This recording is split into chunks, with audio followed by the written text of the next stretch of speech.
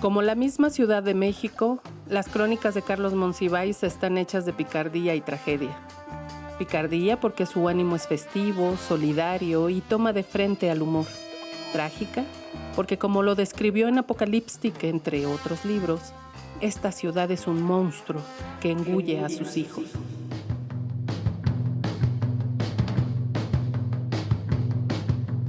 Ya no hay nada que cantar. No. Decía que la última vanguardia de la lucha contra los crímenes de odio eran los trans. Dice, son los únicos o las únicas que se están, lo puedo decir con sus palabras, partiendo la madre en la calle. Las vestidas conjuntan la curiosidad, la parodia, la ironía, el deseo, el morbo y la valentía relajienta que afronta las consecuencias. Quedan fuera de esta crónica los atropellos, las golpizas, las detenciones, las torturas, los asesinatos, la impunidad criminal que se acrecienta al ejercerse sobre pervertidos.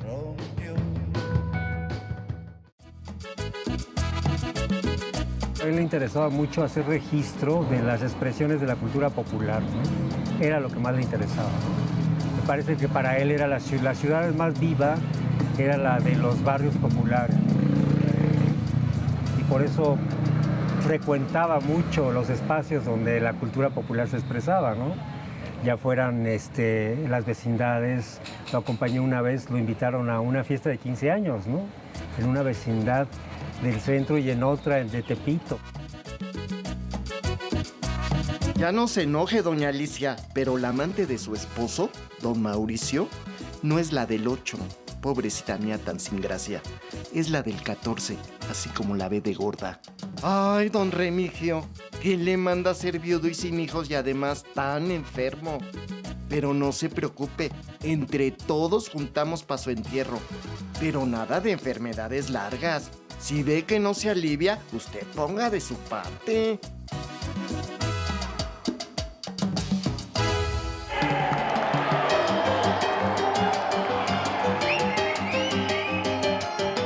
Tampoco le interesaban tanto las luchas, sino lo que había alrededor. Y el fútbol también era lo que había alrededor.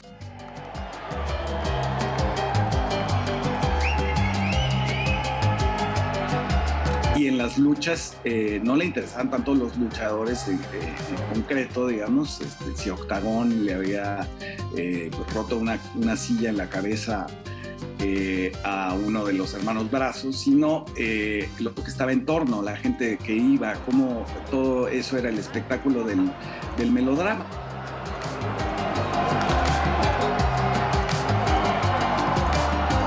Lo que cuenta es la eterna juventud de la credulidad. Un luchador no envejece mientras su público en él se reconozca.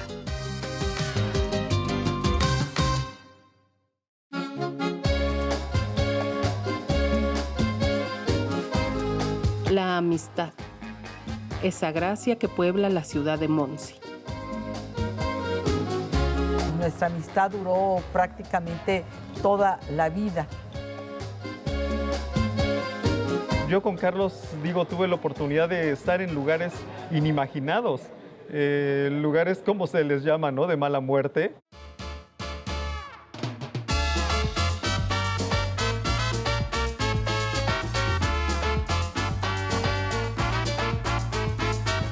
La dinámica de andar con él era que en cualquier momento se te podía parar e ir y dejarte ahí. O en cualquier momento te podía jalar y decirte, pues vámonos a... Si estábamos, por ejemplo, en una celebración de Año Nuevo en la casa de unos galeristas muy exquisitos, pues en ese momento él se paraba y te decía, vámonos al Butterfly. Y teníamos que ir al Butterfly o vamos al Butterfly. Y después del Butterfly podía irse a otro lugar completamente distinto.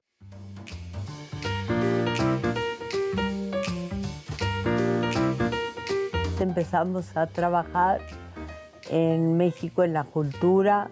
Éramos 3 los que estábamos con Benítez, José Emilio Pacheco, Carlos Monsiváis y yo, que era como la reportera, o la que barría la casa, la que limpiaba los escritorios un poco, la que hacía las entrevistas.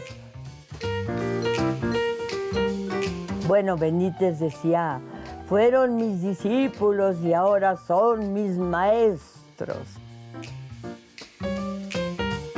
Los 60s y los 70s no solo nos veíamos diario, pero aparte, normalmente estábamos 3, 4 horas juntos y después de que nos veíamos esas 3 o 4 horas, pues nos hablaba por teléfono y Carmen se ponía en una extensión del teléfono, yo en otra y Carlos en la suya. Y ahí hablábamos 1 hora, hora y media más.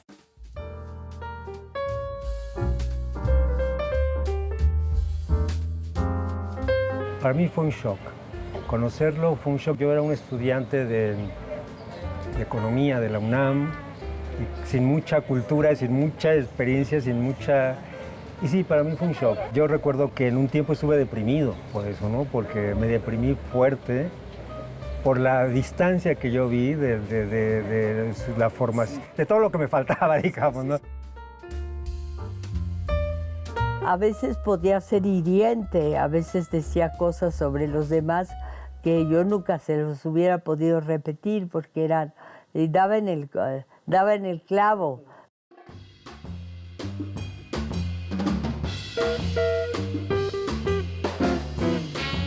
Los apodos te hablan de una manera de Carlos de describir el mundo, ¿no? Así es. Y peor, porque si te quería te ponía los apodos más, digamos que más poco agradables que te pudieras imaginar, pero era parte de su afecto. Así es. Era un gato, si te quería te dañaba. Y si te lamía, ten cuidado, ¿eh?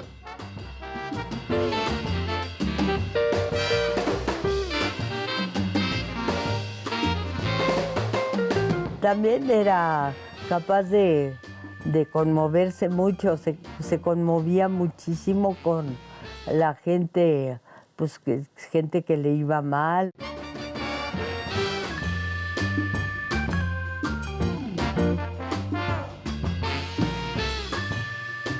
Siempre nos traía regalos, ¿no? Desde un suéter, mascada, perfume, lo que fuera. Y siempre jugaba con nosotros. Le decía a mi hermana, oye, ¿ya te dio tu hermana lo que te traje? Te traje 2 suéteres. No, no es. ¿Cómo era así? Que le hablaba yo y le daba las gracias. Oye, Charlie, pues muchas gracias por el suéter que me dice. ¿Nada más te dio un suéter tu hermana? Siempre. Pero tremendo.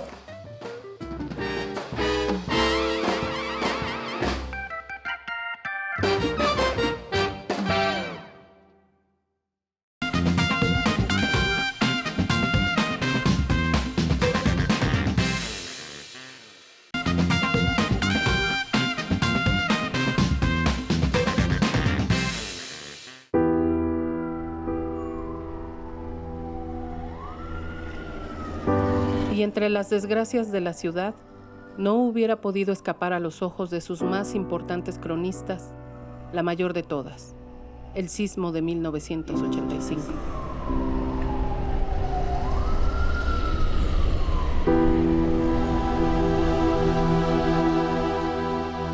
Trabajamos muchísimo.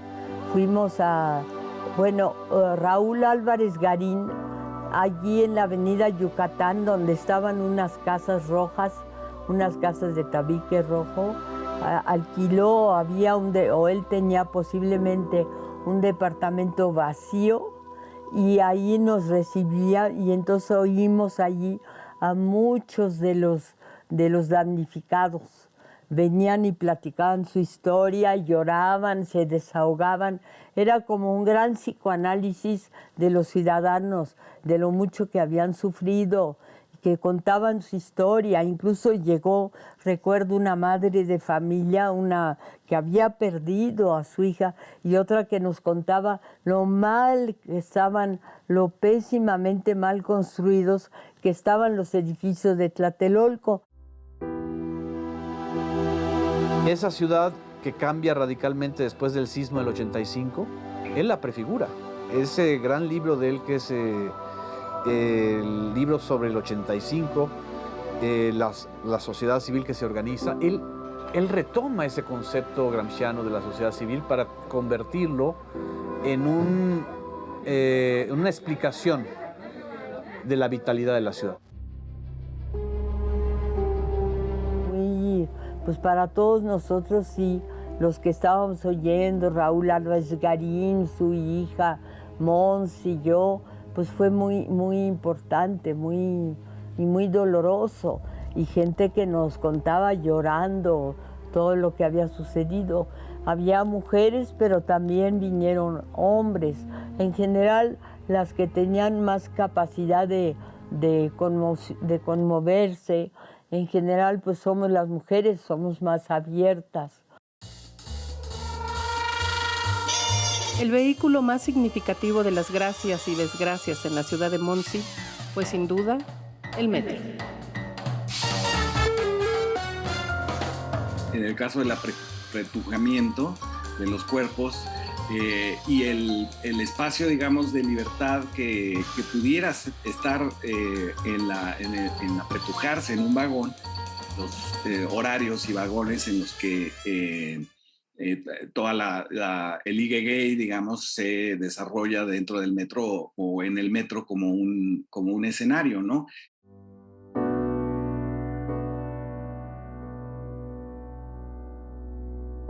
No sé qué hubiera escrito de la línea 12 del metro, por ejemplo, pero estoy casi seguro que también le hubiera encontrado una explicación dentro del esquema del derrumbe, de la ambición en una ciudad que lo que menos quiere es que los ambiciosos se la apropien, sino que más bien quiere la democratización de la ciudad. Y ahora, ¿cómo olvidar el paseo que realizamos en el metro con el mismo Monsiváis? Los apretujamientos me destruyen. Ajá. ¿Falta mucho? ¿De la entrevista? No, si quieres ahorita ya vamos muy avanzados. Pero yo para que también se vea la circulación en el metro. Sí, ¿no? Sí. Debían dejar sentar a alguien aquí, ¿no? Sería padrísimo. Sí, ok. Oye, Luis. Mira, Carlos dice que tiene una buena idea de que sí le gustaría que fuera alguien ahí. ¿Aquí sentado? Sí. Sí, ya. Ajá, vale. Sí. Pero que no se vayan durmiendo. Pero que no se duerman, por favor. Que vayan así. Estoy esperando ver en el metro un pequeño circo, ver en el metro peregrinaciones, así con peregrinos llagados y sangrantes que se van azotando. Puedo ver todo, porque el metro ya, la ciudad se está volviendo una prolongación del metro y no al revés. Según una reciente declaración de agobios del gobierno federal, 6 de cada 10 mexicanos viven del empleo informal. Y de esos 6, probablemente el 30% esté en el metro. Entonces, después de Pemex, después del turismo, después del envío del dinero de los trabajadores migratorios en Estados Unidos, está el metro. Entonces hay que considerar el metro más que como una vía de transporte, una fuente de empleo. Sí. Porque te venden todo. Yo me encontré a uno de esos mendicantes con un niño de unos 10 meses, no sé calcular edades, pero la vez siguiente traía un niño de 10 años y dijo, es el único hijo que tengo. Y yo no me expliqué cómo en un mes de 10 meses creció a 10 años y me parece que el metro también es un sitio de prodigios. donde pueden suceder todas las cosas. He encontrado mendigos que cantan maravillosamente imitando a Pavarotti, y la siguiente vez dicen que perdieron la voz porque les tocó una ventisca en Alaska y que van a cantar a la manera de Daniel Santos. Todo eso es posible. En el metro te encuentras el fracaso del control, porque te venden el DVD de Spider-Man cuando todavía no circula en Estados Unidos. Claro, la calidad puede ser sujeto de todas las represalias, pero lo que es cierto es que hay una actividad industrial dedicada a proveer a los vendedores del metro de las novedades. Yo estoy seguro que los vendedores del metro van a tener el retrato del próximo presidente de la República ya en 2004.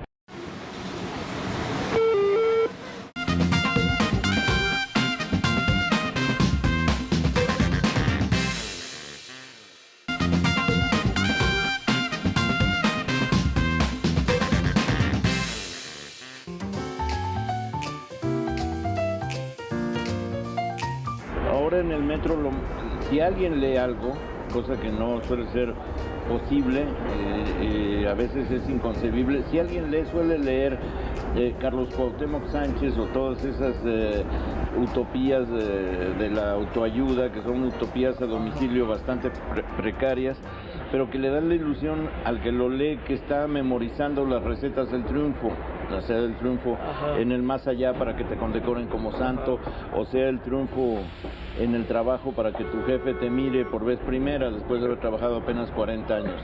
Entonces, de lo que se trata yo creo es de demostrar el optimismo, pero ya el optimismo no se da risueñamente como una idea de la niñez a la manera de Cricri, que era una niñez reconciliada consigo misma a través de canciones y de fábulas. Y entonces lo que hace la gente para mostrar su optimismo es ir leyendo esos manuales de autoayuda tan deplorables. ¿Quién oye ahora Cricri, que estamos oyendo El Ratón Vaquero? Los niños que sueñan con tener la niñez de sus abuelos, y esos ya son muy pocos. Ahora los niños viven ante la computadora, ante el Nintendo, ante la posibilidad de ver por sexta vez Spider-Man.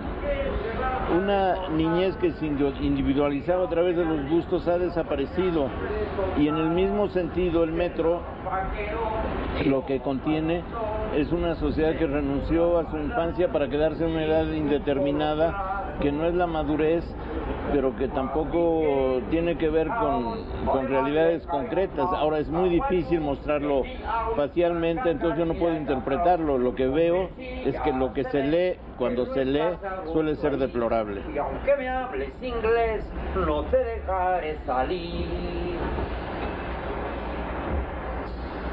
Una bonita interpretación del Ratón Vaquero de don Gabilondo Soler. El metro es en mucho premonición. Yo vi un libro que decía cómo triunfar en la vida sin necesidad de haber nacido, que me pareció ya francamente un logro. Reivindico a los lectores del metro, mientras porque aquí el joven viene leyendo a Nietzsche, lo que me parece que está muy bien. La ciudad que uno vive siempre es una ciudad muy limitada, muy ubicable en cuanto a recorridos geográficos y muy carente de tensiones, o lo más posible carente de tensiones. Pero la ciudad más amplia de cualquier modo la vives, aunque tú no la transites o la frecuentes. Esa ciudad es una ciudad desorbitada, con una demografía que aplasta las mejores intenciones, con demasiada gente en cualquier sitio, con una imposibilidad de sentirte una célula solitaria. Es una ciudad violenta donde la delincuencia hace las veces de Big Brother. Es una ciudad generosa hasta cierto punto, una ciudad donde la red de la generosidad a través de las familias se mantiene, lo que es simplemente muy apreciable. Es una ciudad cruel, es una ciudad cursi, todo eso que quieras. Siempre que se empieza con hablar de la ciudad se agotan los sinónimos y las definiciones, pero ciertamente es una ciudad muy viva.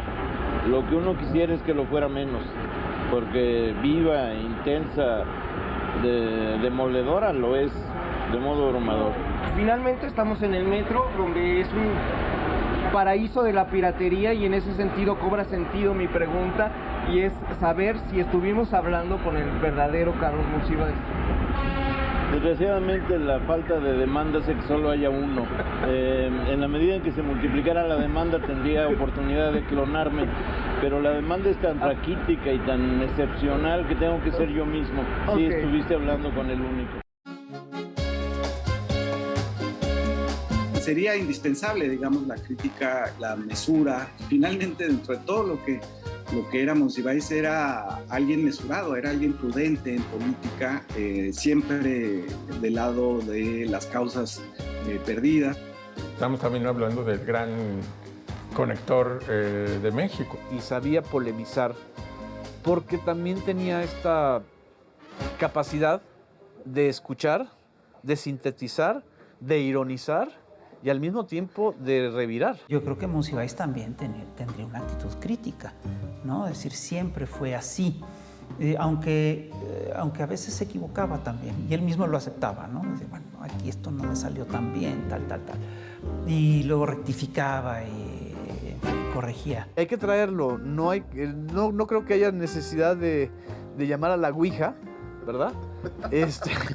Pero hay que leerlo. Siempre me decía, mi problema es que no puedo decir que no. Y por la estancia de Portales pasaron todas las causas posibles habidas y por haber. ¿Tú extrañas a Monsiváis? Uf, todo el tiempo. Todo el tiempo. Son oleadas, es decir, hoy, por ejemplo, que es su aniversario, pues sí me acuerdo mucho de ese día, ¿no? Es lo que sucede con gente a la que quieres mucho, que conforme pasa el tiempo, la ausencia es mayor y paradójicamente su presencia es mayor. Es decir, te da tristeza la ausencia física, pero tienes más presentes las cosas que te dijo, que escribió. Uno de los mayores cronistas de la Ciudad de México murió un 19 de junio de 2010. Al final de Amor Perdido, rescató una especie de irreverente postdata para sus lectores. Ustedes son mi público, como mis hermanos y mi familia. Unos hijos de su chingada madre. La única clase que hay, la única existente. Y ya ve usted que vino, a ver, volteate, Vais, vino su espíritu en Vais, que los mira y que siempre, que es una compañía, pero Monsi desgraciadamente se fue.